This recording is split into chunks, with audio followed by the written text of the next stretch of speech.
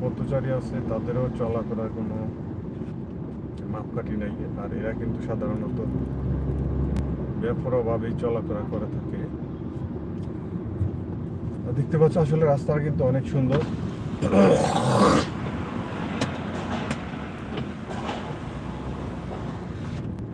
আর জায়গাটা কিন্তু অনেকটা সুন্দর প্লেস, আর এখানে কিন্তু আসলে আমি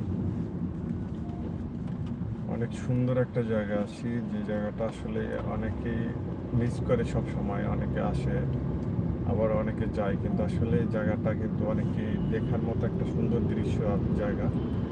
আর এই জায়গাটা কিন্তু অনেক সুন্দর একটা মনোরম পরিবেশের জায়গা।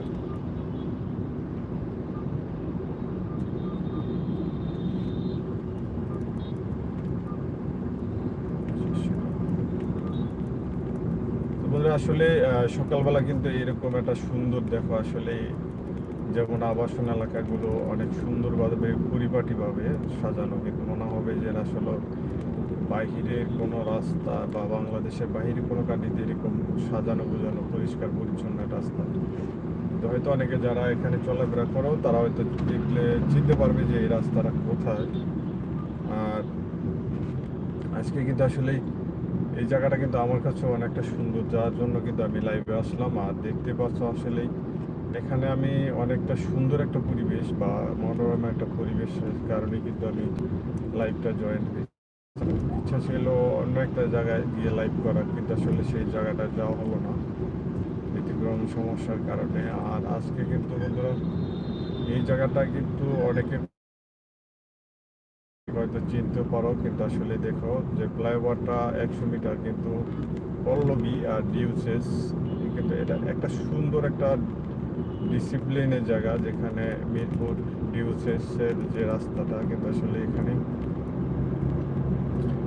আর এই মুহূর্তে কিন্তু আসলে এমন একটা সুন্দর প্লেসে আসার মতো আমার কিন্তু কাজের কারণে আসা হয়েছে। আর কিন্তু তোমরা দেখতেই পাচ্ছ আসলে কিন্তু সুন্দর জিনিসগুলো দেখতে হলে কিন্তু অনেকটা লং টাইম সময় নিয়ে থাকতে হয়। আর আজকে দেখাবো তোমাদেরকে যে পুরো ডিসিপ্লিনের যে সুন্দর জিনিসগুলো। আর আমরা কিন্তু সাধারণত যে সমস্ত দেখি বিভিন্ন এলাকায়, আর আজকে কিন্তু এই এলাকাটা কিন্তু ভিন্ন একটা জায়গা, অনেকটা সুন্দর। আর আমার কিন্তু ডান পাশে আছে যেটা বিআরই ক্যাম্প। আসলে ক্যাম্পের ছোট ছোট ঘর বাড়িগুলো কিন্তু আসলে এভাবে কিন্তু কেউ উপস্থাপনা করে না। বাংলাদেশের বিআরই ক্যাম্প এলাকা কিন্তু একেবারে বেশি একটা বড় না, কিন্তু এটা গিজি গিজি অবস্থা থাকে। আর এটা কিন্তু তোমরা দেখো আসলে কত সুন্দর একটা প্লেস।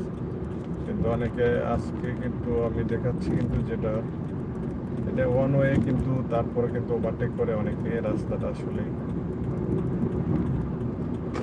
আর আমি কিন্তু আসলে ওভারটেক বা বিভিন্নভাবে মানুষের রাস্তা চলাচলের সময় বিঘ্নতা ঘটাতে পছন্দ করি না, যার জন্য কিন্তু আমি যে রাস্তায় যাচ্ছি। আর আমার পিছনে গাড়িগুলোও কিন্তু আসলে তেমনটা ওভারটেকে যাচ্ছে না। আর কিন্তু দেখতে পাচ্ছ আসলে বন্ধুরা এমন একটা সুন্দর প্লেস আসলেই কিন্তু তুমি কখনো কল্পনাও করতে পারবে না, যেটা বাংলাদেশের ভিতরে এমন একটা জায়গা। আর এই জায়গাটা কিন্তু আসলে দেখো দুই ধারে কিন্তু সারি সারি সুন্দর করে সাজানো অনেকগুলো অ্যাপার্টমেন্ট রয়েছে। আর পাশাপাশি কিন্তু যে একটা ফ্লাইওভার রাস্তা রয়েছে, কিন্তু এখানে অনেকটা সুন্দর একটা জায়গা, আসলে কিন্তু এটা দেখার মতো একটা জায়গা। আর আমি কিন্তু আজকে আসলে সকাল সকালে আসলাম, কিন্তু তারপরে কিন্তু এমন একটা রূপায়ণ বা বিভিন্ন কোম্পানি কিন্তু অনেক সুন্দর সুন্দর বিল্ডিং থাকে এখানে।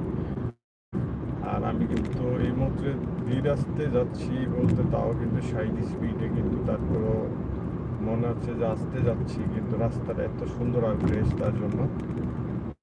তো বন্ধুরা যে যেখান থেকে দেখছিলে সবাইকে অসংখ্য অসংখ্য ধন্যবাদ। আর শুভ সকাল সবার জন্য রইল শুভকামনা। আর যারা ঘর থেকে বের হবে রোদ বৃষ্টি ঝড়ে, অবশ্যই ছাতা তোমার সঙ্গে নিতে কিন্তু ভুলবে না। একটা এই বর্ষার মৌসুমে কিন্তু আসলে রোদ বৃষ্টি ঝড়ে কিন্তু তুমি ছাতা নিয়ে তোমাকে বের হতে হবে। আর বের না হলে কিন্তু তোমাকে এই পড়তে হবে, কিন্তু যখন হঠাৎ বৃষ্টি আসবে তখন কিন্তু তুমি বিপদে পড়ে যাবে যে কোনো প্রান্তে।